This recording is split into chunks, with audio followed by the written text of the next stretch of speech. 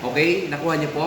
And then yung mga sinasabi ko po, papasa na lamang po sa inyong USB para madali po siya. Kasi may mga video po doon, paano ginawa, saan ang galing, at yung pong mga tanong po ninyo, paano nangyari. Okay. Jackie Chan po eh. Para sa So, si Captain Roy naman po ay siya po yung country staff dito sa Pilipinas. Tapos siya po yung nagdala, si Mr. Chin. Doktor na rin po siya ngayon sa mga mata po ito. Ito po yung mga credential nila. Ipapasa po sa inyo natin sa yan po lahat. So, ito po Yung mga problema sa mata. problema sa mata. Farsighted, nearsighted. Pwede ikaw na.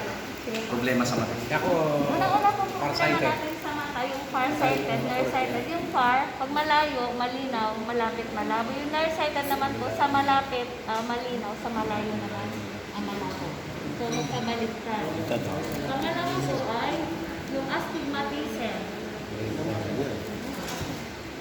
Lazy eye, mga duling, mga naiitim, panigid, cross eyes, nakakaragto ng salamin.